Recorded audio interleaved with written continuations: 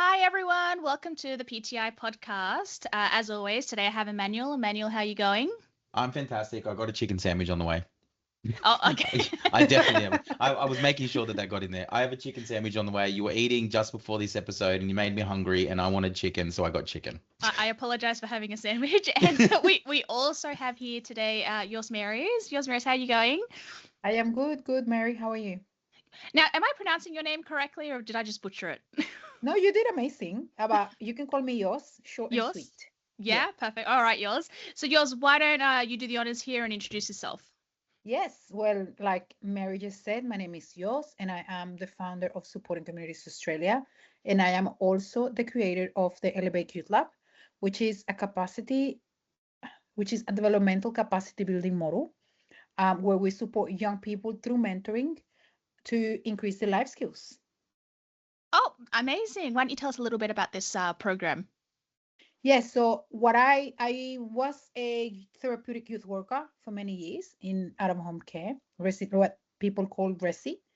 And I saw a massive gap, which was that the young people were transitioning through the system and exiting the system onto the NDIS or to being independent, and they were actually not learning what to do. Like they didn't understand what an adult was expected to be doing because they got basically used to having the nanny type care that I call. Like I am big on teaching and not doing for them, and sadly it's not the approach that the majority of people take because it's way easier to just do than Mm. teach. So because of that gap that I observe when I was doing research, I found out that 1 out of 3 young people exiting child services onto adult services or even living home and onto independent living, 1 out of 3 were facing homelessness within 6 months. So that was a statistic that shook me to my core. And I was like, what can we do to make this better? And during that research phase, one of the things that kept pointing back, that the research kept pointing back to was having protective factors were the things that were preventing those results. And some of the protective factors were having life skills, like knowing how to cook, clean, have some education, um, training, like skills training, maybe a vocational training, financial literacy, being able to hold, having a job, all of these things that realistically any other person would be expected to. But young people with disabilities and that are in the system or have contact with the system, the child protection systems, they are not taught these skills that parents would, but we are not. Mm. For some reason, we protect them so much that we even protect them from learning things, which was baffling to me. So I decided to come up with a way that I could do my bit, that I could do have a bit of impact in the life of the young people, and that impact could expand and have a compounding effect in their lives. And I feel like teaching, like like the old saying goes, teach a man, give a man a fish, they eat one day. Teach a man how to fish, and they will eat the whole life. So Who said that was that? basic. Sorry, I've heard that. That is the famous quote. Who said that? Do you I know? don't know who I've said it. I know. I can Uh, ask my phone. My phone knows Well, let's everything. do that live. That actually sounds quite fun. Okay, let's go. Let's. Are we doing the Hey Siri thing, or how does this work for you? I can do it. Hey Siri, if my Siri can understand me when I talk to her. Hey Siri, she's not talking to me, Emmanuel. Mm. I Oh, might have to I do it think the I have other way. the She's. answer. Oh, Um, she done it quick. Uh-oh, she's oh, I quick. just typed it. see, see, um, she did better. but it's apparently so it's often attributed to the Chinese philosopher Lao Shu. So Ah, That makes TZU. sense. I don't know if I'm pronouncing that right, but yeah. So there you okay. go. So I wonder. But I'm gonna that study Lao Shu, philosophy. it eh, said hey Shu. Shu, Lao That Shu. that Lao Shu, he's known for many quotes, so it adds up. Yes. that it Yeah, was yeah, me. it makes sense. And I think it was Yeah. popularized in a book in 1885 by Miss Damon. So Okay. There you go. that's what Google is telling me. I have not fact checked this at all, so take that knowledge on Google is your own fact, is it risk. not? But it is the truth. So if you can teach, if we can teach the young people to be more independent, learn life skills, because sometimes, and this is true of the system and sometimes even of parents, when a young person has a disability, a lot of the times they're deemed not capable, and there's always capability. There's always ability for children and young people, even in adults, to learn more things, even if they have a disability. So my approach is assess assess where your strengths are, assess where you can work, and assess where you can push for them to learn a bit more. And it's hard, it's not an easy job, but hard things are there's a saying for that as well. The things that feel easy are bad for you in the long run, but the things that feel hard are usually the ones that are best for you in the long run. I don't know the exact saying, but when I read that, I was like, that makes sense. You're quoting me. I do that a lot. I love sayings. I absolutely love them. I come up I with do like that life mottos too. all the time. Yeah, I yeah, do yeah. that too. And I think that is a very South American thing. Is it? There you go. Because You know, we're sitting there having a salad. We're just thinking of life mottos. That's what we're doing while the but meat's cooking. it's such a South American thing because we have a saying for absolutely everything. Yes, that's so true. That is So so true. I take after my mom and my grandma and everyone in my family with all the I sayings. just learnt more about myself just now. That's great. I love that. Which was literally the name Amazing of the podcast, that Pathways to Insight. Insight. I just got some insight. insights. So yeah, Mm, that's why we love saying so much, Emmanuel. mm. But yeah, I think I have said mostly about But me. that's we got super. I mean, but you also do a bunch of other things. You're an incredibly creative person. You've got a podcast going. You've got other things Yes. happening. You've been doing a little MC stuff. So you're out there doing a lot of She's things. don't say that. You're out there. That doesn't she's out there. Please, when you do the edit, cut this bit out. He's like, nah, I'm gonna leave it in. Well, it's up to But the yeah, guests. when I first, like, my business is brand new, even though I've been in the industry for, I want to say, the most of 8 years. I started in 2018. I arrived to Australia in 2016. At around 2017, 2018, I started working in disability. So that's more than 8 years ago. And I was working as a support worker first, mental health support worker, then as a therapeutic youth worker. But it's only this year that I transitioned onto actually having my business and offering my services. So that has been a learning curve in on itself. So with that, there's been a lot of opportunities connecting with amazing people, and ideas just come. That's when I actually realized how creative I was, because I feel like I never had to.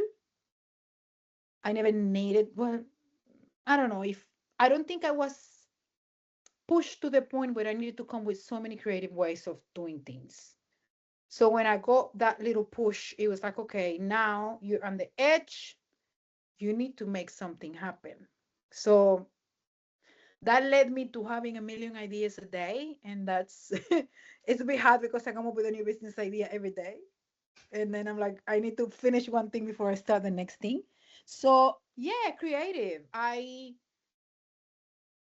don't know what it is. It's probably the fact that I didn't grow up in Australia, so people find my approach and my way of doing things to be different.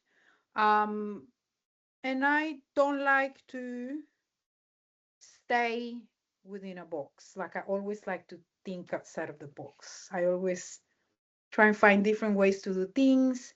So that alone led me to do the Elevate Youth Lab, which is something completely different to everyone else is doing. We do a lot of planning. We do a lot of goal-oriented. What goal-oriented is supposed to be what the NDIS is about, but realistically, majority of people think, I want to be wrong about this.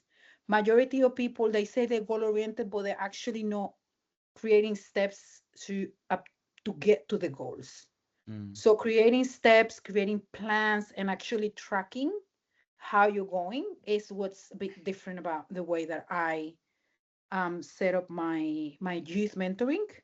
The other thing that's a bit different with that is that we do it. I have an approach, like I was saying before. I like to teach for the young people to learn how to do things for themselves. So we do it in 4 stages. The first stage is just get the young people involved in the things, in the tasks. Then we start doing combined with them. Like 25% is just showing up, just looking, beginning to be curious about it. 50% is when we do combine with this, with the support of the mentor. Then 75% when we are mostly prompting and helping the transition to the next step. And then at the end, 100% can be the young person leads, supported by minimal prompts, or they can lead, but they can also access supports in their own terms. That would be the fulfillment of the independence on the goal. That's the Elevate Youth Lab with the podcast as well. We have a mission with the podcast, which is to interview 100 leaders in Australia who the majority of people have never heard of, because we have so many amazing people, both in the NDIS and in the community services space, that nobody's celebrating. And everything that we hear on the TV and in the news is bad news. We never hear the good stories. So I made it my mission to actually bring out good stories of good people that I meet every day that are doing amazing work for the most vulnerable peoples in the community. And I want to share their stories. And so far it's going amazing. You can find my podcast on YouTube, and it's called Team with the Queen, because together everyone achieves more, and I am the queen. You know, today I have because I remember, well, I mean, I've obviously been on your podcast, Yes, and we went over time. So we did. we did. So I have the impossible task of keeping us on time, which I don't think I'm going to be able to do. It's not Because a we very good talk task. we talk a lot. Too But much. before we started this conversation, you actually got into a real. We were talking about why we wanted to have this conversation. Yeah. And I know, segueing into this, there's a lot of things happening in this industry, a lot of change, Yes. a lot of rules, a lot of directional shifts, and you had a particular unique take. So Yes. which I definitely want to dive into. But I Yeah. guess to get the ball rolling, can you define, based on, I guess, the changes and everything that's happening, where do you think the biggest pressures or impacts are right now? So are they with participants, providers? Like, where is that sitting for you?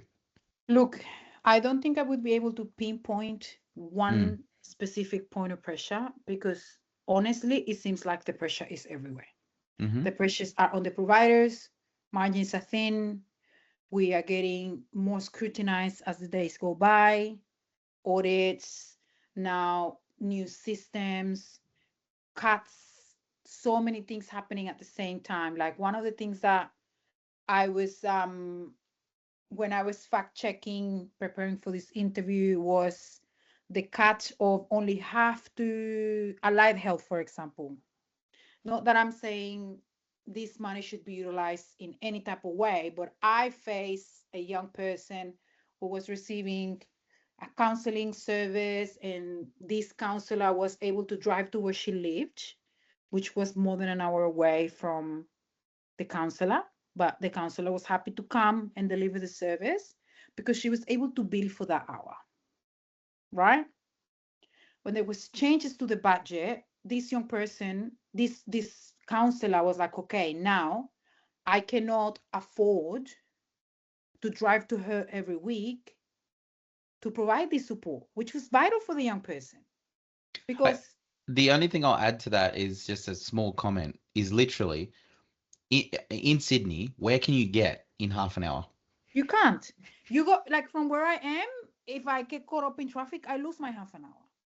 Yeah, Which is absolutely. exactly, like, this particular young person was living in an area that was in acreage because of the behaviors. They had to live away from the busy areas. So for that particular counselor that was actually supporting her since she was quite young, to come over, she used to come once a week, do her counseling, because they would go for walks, they would get in the car because she refused the setting of the clinic, this particular young person. So they had to do it that way. Otherwise, she wouldn't engage at all. Then the counselor couldn't come at the same regularity, at the same cadence, like once a week. She had to pair it with another participant that was in the area, but for them, she would only come once a month. So guess who at that point suffered the most? The young participant. person. Yeah, the young person. Because this is what we were talking about before. When it comes to youth, which is my bread and butter, supporting youth, when you cut a budget and they lose a support that they were accessing, or they lose an adult that they were trusting, they don't measure that in money. They don't understand that. They measure that in the adult that was a safe adult for them being removed from their life again. And as it is, they have so many issues with relationships, creating relationships, having that sense of feeling safe with a person, feeling that safe, like creating that bond, that rapport, and that attachment. And because of budget cuts, all of those years that relationship took to grow, it ends, and they don't understand why.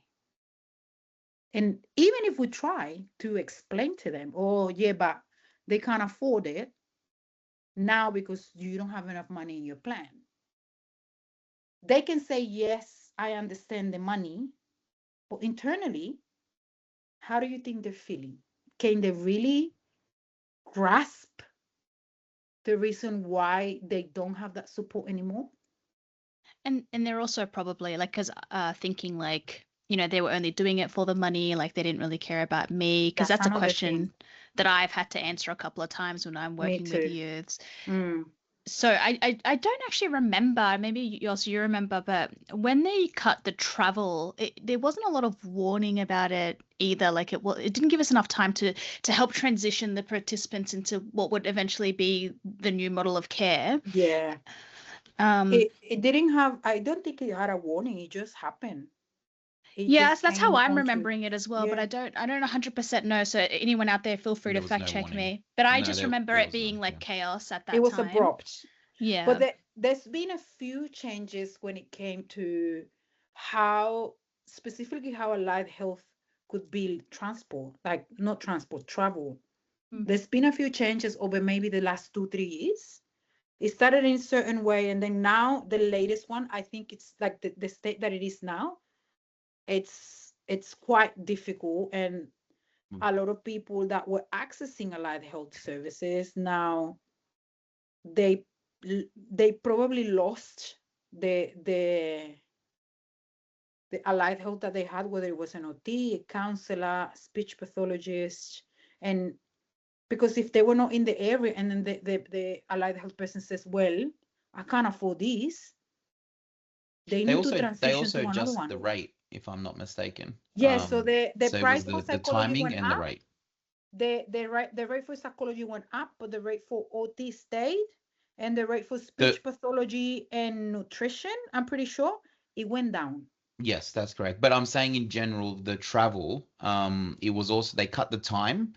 So they but I can believe only they can only bill half of the money. Yes. And they can only bill for half an hour, I want to say. Yeah, so it's really a quarter. Not only they reduce the amount of time, they also reduce the rate that they can bill for it. Look, I know that the intention, I'm just talking about my understanding of intention, was to promote local services, which for people who understand the local community, people who understand that person's challenges in the local community, that was what they're presenting. Now, I did, speak to a lot of people, and there were opposing conversations that happened as well in terms of why are you prioritizing a relationship or a skill set that suits the individual versus a locality? Which one is better? And what does that actually look like? And the other thing I'll add to the conversation around travel in particular for therapy services is I go back to the idea that there are a lot of line items that people aren't actually using. I don't know. And from the people that I've spoken to, they not all were, but things like non-labor costs for travel, people haven't been claiming. But that's something that everyone could have always been claiming. For example, tolls, petrol, the particular unit rate for travel, those sort of things can actually, but no one's really separating them out and claiming for them in particular. So, I mean, some providers who weren't doing that are now doing it, or trying to figure out ways of better designing their team. It's really interesting times. But I was really, when you bring up the idea of how this impacts the young people, I was really interested, because most people that I come across, we're not necessarily specifically focused on young people. But I know you spoke a little bit about travel and so on, but was there anything else that has occurred that you've seen that has impacted them as well? Mostly the uncertainty, Emmanuel. And let's move to a situation, for example, of a family. When this has been my own experience, of course, when we have families who have children or young people who have disabilities, who need supports, it is a very challenging situation for a family, yeah, to say the least. I've supported families in home with kids with severe disabilities, and mom is always stressed, dad is always stressed, right? They were getting supports around the child, and now one of the things that happened to a lot of people in the plan, especially with children and young people, is that those funds got reduced based on the fact that parents would have that responsibility regardless if the child didn't have a disability, right? But what I feel it's a problem is that they're not measuring the level of care that a child without a disability needs and a child with a disability needs. Like, it's not being assessed correctly. Like, when you have a young person or a child, I've had young people in this that behave like this, like they have these type of presentations. They don't sleep at night. I've had more than one. They don't sleep at night, right? How do you expect a parent? Like, this is what the NDIS is doing now. Like, okay, you need to take care of this. You have this child shouldn't be it's not that they shouldn't be getting. You need to take responsibility as well. But when the child doesn't sleep and you have a parent that hasn't slept in years because the child doesn't sleep, the uncertainty of knowing that they might have funds today, but they might not have funds tomorrow, and those who have already have the funds removed, because they're now saying, okay, and with the thriving kids, removing care, like removing funds from children. I don't know if removing. I think no new people are entering the scheme. Is that the correct thing that's going to happen? The Thriving Kids is, I guess, fundamentally moving where the funding is kept and how the funding is presented to a different scheme. More, I'm not super familiar with it. I'd love to get someone more directly, focused on that area, because it's not ours. Is that no children within the age groups that are going to be supported by the Thriving Kids are going to be able to access the NDIS now. That's correct. So they're gonna have separate funding. And they're moving to a more community-based. Correct. Correct. That is one thing. The uncertainty from the parents feeling they're gonna take my funding away if they have not already. How am I gonna care for my child in 1 year if I'm not getting supports? What is gonna happen? Another thing that I'm observing is a lot of parents, they are worried all the time because so many changes are happening. They are, okay, now we have this, but what is going to be, when is the next shoe going to drop? If that makes sense.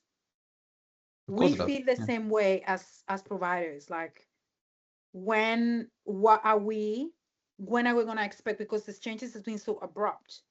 I can understand that we need to have a scheme that's sustainable, that grows in a pace that's going to be sustainable over the years. We need to be able to be more regulated so people are not doing the wrong thing, which has been most likely the reason why the majority of the measures are happening now, because some people are doing the wrong thing. I don't want to say everyone because it's not the truth, but some people are doing the wrong thing. So regulations. There is another thing that I was reading about. It was the the change in pricing for community participation between regulated and unregulated, registered and non-registered providers. Now, at first glance, at first sight, it looks fair because it's a 10% reduction. But then if you're not registered, you don't get indexed. So your money is going to stay the same money. It's not going to up. Like NDIS services are indexed. Yearly, it indexed according to inflation. Like this year, it was 4.75%, but it was the same percentage that the salaries went up, so it's indexed. Now, the difference between unregistered and registered now is going to be 10%, but then not indexed. I think it's a good move initially, but what is going to happen down the line when I think the most affected areas is going to be mostly the rural areas with this particular change, because let's say you have a provider that's supporting so many people in a rural area, they might decide not to register because they don't think it's worth their money, and they might shut the shop because they don't think it's worth it for them. What's going to happen with the people that are not getting support now? Well, I mean, a question to ponder is, I mean, the idea is at the moment there is, I've seen somewhere, I don't know if this is necessarily true, that there's something like 249,000 providers at the moment. I don't know. That's unregistered. I read that too. Yeah. I read that too. So but only a small percentage is registered. Yes, that's correct. So the question that I have with a lot of these changes is how, if you're the NDIS, how do you control quality across so many different participants and providers? Like, what does your workforce need to look like to enforce accountability? So I think that there's always two sides to the coin, and now we're never going to get this scheme perfect, but the point is that we should obviously be able to have conversations from both ends, and there should be an open conversation about the impact on, and always focused on, which is what you're saying, is the impact on you know, the why we're here, which is the people we're supporting. But the question is, I guess, if people are leaving or staying, or, you know, I guess this scheme ultimately needs to be sustainable. So what does that look like when it comes to, you know, 240,000 providers, and managing quality across 250,000 providers? You know, is that sustainable? Can that work? You know, at the moment, it is a true fact that there is fraud that comes through the scheme. Will differentiating pricing based on registration improve quality? Is registration the answer? I mean, all these things are things that we've been talking about with multiple people. I mean, it's you know, I know I'm just throwing 1,000 things at you at the moment, but I like the idea that you're focused on the impact on the individual. Because when, like I said, when we first started talking, in my opinion, money is probably the last on my list, because I'm thinking is how is the people going to be affected? Because we are delivering a service that's worth more than money. Because once you build a rapport with a participant, with a young person, you need the money to build that rapport, right? You need the money to be able to provide the services continuously, to be able to build that rapport. Once that rapport is there, continuity of care is important, right? You need to be able to maintain that, so continue the support to be able to improve the quality of life of the participant. What happens when we cannot continue the care? Well, I guess it depends on context for sure. But like, for example, continuous support is obviously important. I guess it's a melting pot, right? Because financial sustainability for an organization is important. Continuity of care for a participant is important. Quality of care is important. My question that I often have with this question in terms of mandatory registration, pricing, differentiation, always comes down to the idea of how are you quantifying, how are you holding people accountable? The other question is, if you're unregistered, right? Let's just say you're new to the sector, and you're an unregistered provider, how do you actually know that you're providing quality work? So if you're not held to a particular standard, or there is a particular agreed minimum standard, how do you know? Now, I'm not saying registration in its current form is the answer. I'm just saying, for argument's sake, you could turn around and say, I'm the best at this. Against what? Against So what? what do you think the solution to that would be? Because registration is no. We know that registered provider doesn't equal a quality provider. And we know this for a fact.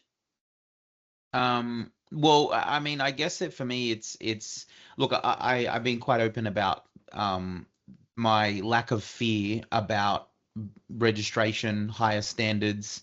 I think it's something that Ability Connect has been doing for 10 years. We've been doing this for a decade. We've been fixating on what we do and what we've been doing well. We're continually pushing the envelope. I mean, just look at the support coordination space, for example. You've got a situation where for 7 years, there's been no pricing updates, and we've been able to continue to push the envelope on all fronts. I guess it comes down to, and it's not always the case. It's not always possible in every scenario. I'm just talking about ours. But I'm not opposed to what it comes down to me, it's you've got the business side, but ultimately we work with vulnerable people. So the answer is it wrong to have higher standards to support vulnerable people? No, is the answer to me. But practice standards and what that actual standard looks like for me was one area that I would have addressed personally, is looking at what the actual minimum standards are and making different levels of registration depending on the services you provide, or different. And Mary, I know I've spoken to you about this a lot, but there's an opportunity to link in with current governing bodies that already have a certain standard that certain people have to adhere to, and maybe adding in a module that's more specific to the NDIS. Like we've had this discussion before. Which I think also with the practice standards, like, especially I can only speak to allied health, but like a lot of the allied health have their own like code of ethics. Like I don't see why that, it can be incorporated, or even maybe if it doesn't need to be incorporated, it could literally just be like, if you're part of this profession, refer to your own ethics code, because that covers a lot of stuff, right? So I do think that registration is like a great starting point. I just think it needs to be a little bit more like rejigged, and I think there needs to be some kind of like outcome measure, right? Like, because one of the things that people always talk about is like, oh, well, you got to have all these like, quality standards. It's like, yeah, but like, who's actually testing that? Like, I know the auditors come in and they make sure you got your right paperwork, right? But like, are we actually measuring, like, if I have this quality, whatever, does that actually result in like a beneficial outcome to the participant? Like, where is that? Like, are we having a look at that relationship? Because I don't think we are. What does that look like in psychology, or even with you, Yos, in terms of young people? Because I know that there's a lot of theories, there's a lot of tests, there's a lot, like how do different modalities of support or principles, end up becoming the norm? Like, is that through years of it, because I mean, remember, I mean, obviously the scheme is only quite young. It's only 10 or 12 years at the moment. Like, how does, I mean, I'm loosely referring to practice standards here and how we develop a system, because the other thing to remember is NDIS is a world's first, from my understanding. There's nowhere this model doesn't really exist out there. We're the ones doing it first, so we're trying to get that right. Doesn't it exist in England? No, not like this. Not like this. No, because I've spoken to a few people from there. The model, the NDIS model was copied from a model in England, wasn't it? Not the whole thing, don't know but the that. idea. I think there was a proposal, but I don't know if it went through. But maybe someone out there who's listening can give us a little bit of a background, because I think that's a little bit beyond us. I don't know the history, unfortunately. I went to and I listened to a talk, and they were talking that the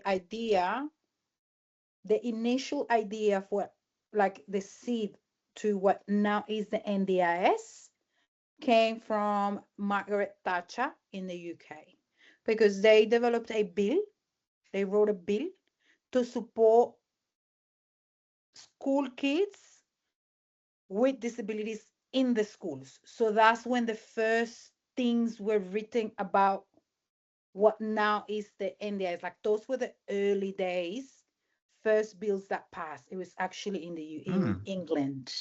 I'm gonna go have a read of it. Thatcher. I'm gonna go read. I'm not sure. I haven't. It's not like they wrote the NDIS, but No, of those course were the not. early bills that. Yeah, just like an early idea. Yeah, is what you're Yes. suggesting. Yeah, I'm not sure. I'm not sure. I know that it was like influenced by what is it called? The United Nations. Hang on, I've got it in front of me. United Nations Yeah. Convention on the Rights of the Persons with Disabilities. So that heavily influenced that, and a lot of like So behavior support stuff comes from that. when Yeah. Australia signed that treaty, they had to. Yeah, they ratified They it. had Yeah. to create the NDIS. But Well, I'm gonna look it up because I'm pretty sure. Where did my phone go? Because I'm pretty sure that they have something similar in England. So now we're all Googling. no, I mean, look, I from people that I've spoken to that have family in England, I can say that from their experiences, it's not even close to the level of support that's provided in Australia. And Or there's maybe not to the level of Yeah. supports like that. They have the that- NHS. They have yes, the Yes. NHS. that's what my phone is saying. Oh no, but that's National- completely. I think that's a bit different to the current system that we have, because I've also spoken to colleagues from the UK, and it's it's not like what we have here. Like, we're actually quite fortunate to have the system that we have, with all of its flaws, but we are quite fortunate. It might be a good conversation to are. have with someone from there we are as well. quite fortunate. So I guess just look, obviously, I know that we can talk for quite a long time about this topic, but what do you see as, I guess, how do you think that participants are viewing the NDIS with all of these particular directional shifts at the moment? Like, what is your feeling about how everyone is kind of, feeling about everything at the moment? I feel like the biggest, like the generalized feel is uncertainty. That's what I think. You hear it from families, you hear it from participants, you hear it from everyone and anyone that's in the industry. I say that things need to happen for the scheme to perfect itself, and it will take years until all of those shifts can happen, and then it's going to be a stronger thing in the future. But as of now, it's a lot of uncertainty. There's one particular thing that I feel maybe not everyone understands, but it made me feel very uncertain, was that this year, instead of releasing the full price arrangement and price limits, there was only the price guides or the price agreements. Yeah, they had so they separated the documents. A couple of things actually happened. The reason why I know is because as a support coordinator, naturally I need to, but also we have a forecasting tool that we've created, where we utilize it, and I input all of the different line items that can come out of different areas, and I usually go through a particular process to confirm what's changed, what's not.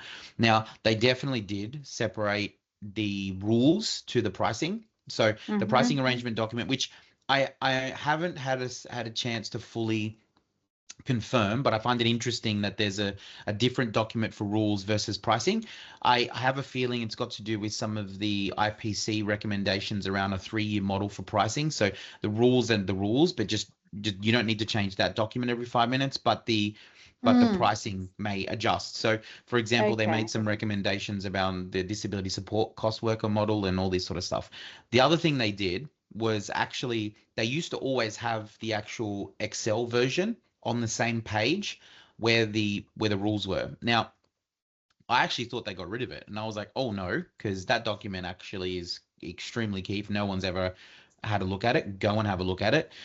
That document has all the line items, where those line items can and can't be done. It's also it communicates legacy items, so things that they've actually removed, so you can see what they've done. And that Excel sheet actually makes it easier for me to update my Excel sheet, really, because I can just go and move everything where it needs to be. So that's how I realized that they moved things. They actually moved the Excel over to a media thing. So it's interesting you picked up on that as well. Well, like I told you, I always come prepared to things. So I did the research before I came in. So the uncertainty, I feel like that is the generalized feeling from my perspective, from what I'm seeing, what I'm hearing. How would you recommend that the parents sort of like navigate this uncertainty? I would say turn off the news. There's too Yeah, many that's a news. good idea. That's a great one. Turn Yeah. off the news and ask for help. If you don't understand, if you have a support coordinator, ask. Can you explain this to me? How does it affect me? How does it affect my child's plan? And make sure that whoever they're utilizing to provide supports are actually collecting data that they can defend to the commission or to the NDIS at the time of review. Because the biggest thing that I'm seeing and hearing is that plans are being cut. They didn't think that the support documents were good enough. They didn't think that they had enough proof to enough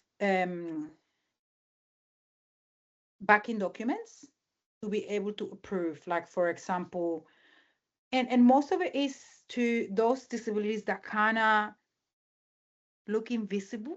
Like for example, I've had young people who have severe social anxiety and they cannot go outside if they don't have somebody with them, right? Because this the NDI sometimes says, oh, but they don't need a support worker because they can walk, they can be independent, they don't use a wheelchair, they can see. Like it's these little disabilities that they don't think it's that big of a deal. But when you have when you have severe social anxiety, it's other things. Like you can walk, yes, but can you direct your brain to make your legs work? You need to feel safe. You need to have that worker there to be able to facilitate that. So yeah, turn off the news, ask for help, and what was the other one that I said? And make sure that whoever is providing supports is documenting to the best of their capacity, and not only documenting, actually documenting things that are going to be able to be used to prove what you have done so far with the money that has been utilized. The same thing that we went before about being goal oriented and actually tracking how you are moving forward with the money that's being allocated, because that's the worst thing for the NDIs. Or you're getting money, but you're not getting any better. You're getting worse, or you've been receiving supports for so many years and you are asking me for more instead of less. Why more instead of less? You should be gaining some type of capacity. Because there's one thing that people seem to forget. The NDIS is an insurance scheme. It's designed for people to gain capacity and be able to be more independent. So ideally, like we understand that not every person is going to be able to gain capacity to the point that they won't need help, they won't need the support. But ideally, that should be at least the direction that you should be taking. And capacity can take many forms. It could be a piece Yeah, of it equipment. can. It could be different bits and pieces. I mean, look, the scheme in itself is not inherently proactive. It is reactive naturally. I mean, it's communicated to focus on setting a person's environment to allow them to be as independent as possible. I 100% agree. And your mention about data is everything. I mean, we've been doing this since day one. So for us, nothing has actually changed. A lot of the changes are just feeding into what we have already known, which is communicate what's working, what's not, show why and how many things you've tried. And so, I mean, if from my side, and I'm going to ask you this question next, but from my side, if it's one thing you take away from the conversation is remember the impact to the individual, but also communicate what's working and what's not, and as much as you can gather that information. But for the people listening today, because I know it sounds like it's all doom and gloom, right? But I guess what is your message to everyone from like what do you want people to remember or take away from this conversation? One thing. One thing. Well, I would say maybe stay optimistic that things are moving in a way that the scheme is going to be more sustainable in the long run, instead of thinking that we are regressing, because this is another storyline that I've heard, or we're moving back to block funding and we were not better off back then, right? What if we think it's just a readjustment to be able to solidify what the NDIS is meant to be? Because this is exactly the thing that it was meant to do. You needed to be goal oriented, and you needed to be able to helping people move forward, be more independent, right? Think of it now, it's a reshuffle. Let's fix the things that are not working. Let's fix that foundation so we can build on solid ground. It makes sense in my head. Yeah, I mean, I mean, I guess what you're addressing is the negative connotations to everything that's happening, and focusing on that, there are things that are happening for a reason. We all need a sustainable scheme. And based on what we've spoken about, look, it's not like the NDIS is inherently evil. They do need to think about a large majority of individuals that require support, and making sure that can happen into the future, right? And like anything, it needs to make sense for everyone, as well as the people that really, in different contexts, need different levels of support. But it's not all, there are ways there. It's not all doom and gloom. Yes, there's changes. Yes, there's things to figure out. But with people such as yourself, there's opportunities for people to turn to say, okay, how do we do this? So yeah, is that, I think I did well there. My active listening skills, right, Mary? There you go. Yeah, great summary. Mary's the one doing all the active listening. Look, I just like to sit back and absorb information, which I don't think is very helpful in a podcast setting. We want to hear you. We want to hear you too, Mary. Okay. Maybe next time. What I'm gonna do is that I'm gonna put my host pants on, and I'm gonna ask Mary a question. Oh God, what? Okay. I have one really good one. It was Emanuel's question, so I'm gonna ask it to Mary. Okay. Are the reforms bringing the sector closer to what people need, or creating more uncertainty? I think it's creating more uncertainty because of the messaging. I do think it is also helping to some degree as well. So for example, like the fraud prevention tactics that they're trying to implement, like obviously that's a big hole in the sector at the moment. So I understand why there are things like funding periods and such.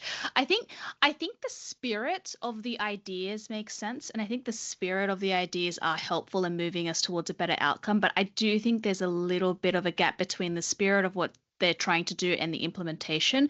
So for example, like there's nothing inherently wrong with funding periods. If I could call someone up and say, hey, situation's changed, can you move the funding? If it was as simple as that, there'd be no issue, right? Like, of course, there'd have to be checks and balances, but this whole process of needing to put in a change of circumstance just to change a funding period, like that, like what I think we've been waiting, for several months for it makes no sense. It's not fast enough. It needs to be more efficient. And I think, look, it's. Because the messaging is constantly changing, like we never really have any time to kind of settle. Like, it's what, the 7th of July now, watch in a month's time, there's going to be some new release about something, which I got to say, as a practitioner, I enjoy working in a chaotic environment where I can make order out of chaos. So as a worker in the NDIS, like I like that. Like that's why I like being in this field. But for a participant, that's obviously the complete opposite of what you want, right? So my answer is both. That's my answer. That was gonna be my answer too. So Okay. that's what I have written as well. I agree with that. It's both. Because they do like if you look at the bigger scheme of things, they're doing the things that they're doing to create a stronger scheme in the future. But right now, it's creating uncertainty. So it is hard, and I don't think there's a quick fix for this. I think that there's also it will stabilize eventually. Eventually, yes. There's also a responsibility for everyone. I talk about this a lot. It's a collective responsibility, not only on the NDIS, but us as providers, as well, and as different, and through to participants. We all have a responsibility to make this scheme sustainable and effective, and it's on all three of us all three sides of the coin, Mm. which is not really a coin, working together, Triangle. to working together to make this sustainable. And now that, for example, just as for providers, that means communicating information, data, what's actually happening, what's real, clarity from the NDIS in terms of direction, rules, and so on, and sustainability. Because, you know, as providers, we want a level of understanding so that we can plan for the future. When you can plan long term, you can improve, right? I'm not Yes. saying that you don't increase accountability. I'm not saying you don't do those things. That's fine. But it's the same token with participants. I think there also needs to be an alignment with expectation across the board. So there's a lot of things that will happen. But we definitely went over time, but that's okay. But I'm going to, I mean, that's a beautiful place to leave it, I think, with uncertainty and more questions than answers. But I want to say a big thank you to you, Jos, for coming on and taking time this evening to chat with us, and sharing your unique message as well, focusing on young people and your perspective. So yeah, Thanks, Jos. yeah, for anyone else, let me know if you have any particular questions or someone you want to talk to. There's some things that we've brought up here that we would love to talk to certain people about, anyone from the UK that has particular experiences, so we can kind of talk through what's happening in other spaces. But other than that, thank you and goodbye. Thank you. Bye. Let's record. Oh, Yep. there we go. There we go. I am my chicken sandwich is on the way. Just so everyone knows. You can put that in the podcast. I'll put that in the end. Yeah. Hopefully it doesn't interrupt, just like knocking in the middle of the conversation. No, I'll mute. I can hear him. He just runs away.